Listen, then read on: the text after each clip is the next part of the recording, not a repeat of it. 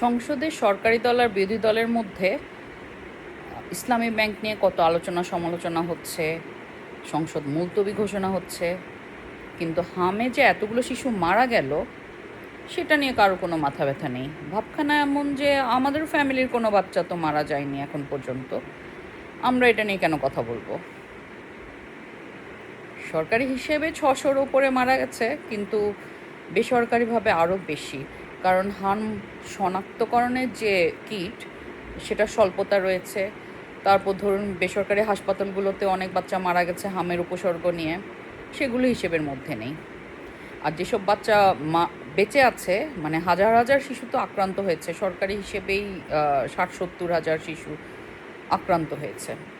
তো এইসব শিশু মধ্যে যারা বেঁচে আছে সে বাচ্চাগুলো সারা জীবনের জন্যে ফুসফুসে প্রদাহ নিয়ে কিংবা ফুসফুস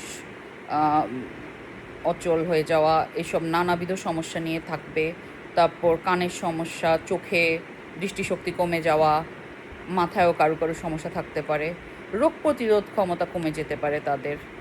তো এই যে এতগুলো বাচ্চার এত সাফার করছে, এতভাবে তাদের মা বাবা পরিবার সবাই সাফার করছে, কই কারোর তো কোনো মাথা ব্যথা নেই।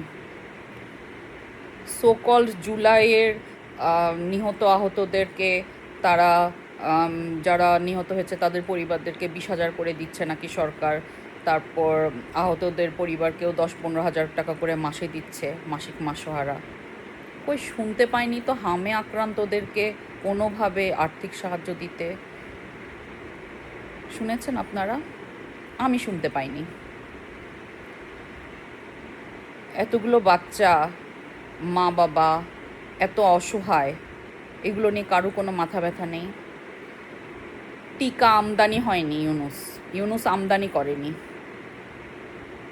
অথচ ইউনুসের বিরুদ্ধে কেউ কিচ্ছু বলতে পারবে না, কেউ মামলাটাও করতে পারবে না। একজন সাংসদ নাকি মামলা করতে গিয়েছিল যে টিকা আমদানি করেনি ইউনুস সরকার, এবং টিকা আমদানি না করে সে কী করলো, তখন গ্রামীণ ব্যাংকের 666 কোটি টাকার ট্যাক্স মওকুফ, গ্রামীণ ওয়ালেট, গ্রামীণ বিশ্ববিদ্যালয়, শুধু ইউনুসের নামেই ম্যান পাওয়ার ব্যবসা, আরও কত কিছু ইউনুসের নামেই ব্যবসা করলো।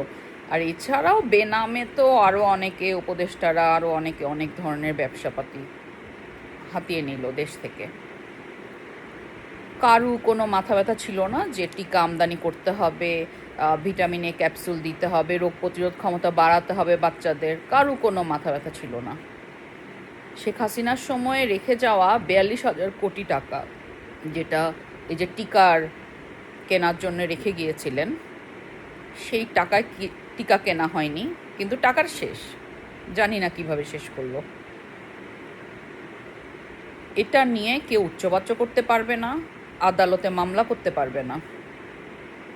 অথচ খালেদা জিয়ার নামে, এরশাদের নামে, তারেক রহমানের নামে কত মামলা আছে। শেখ হাসিনার নামে মামলা তো গিনিস বুক অফ ওয়ার্ল্ডে রেকর্ড হয়ে যাবে যে এত বেশি মামলা।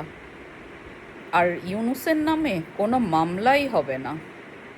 বাহ বাংলাদেশ, বাহ। সবাই ভালো থাকুন, সুস্থ থাকুন, দোয়া করবেন। আসসালামু আলাইকুম।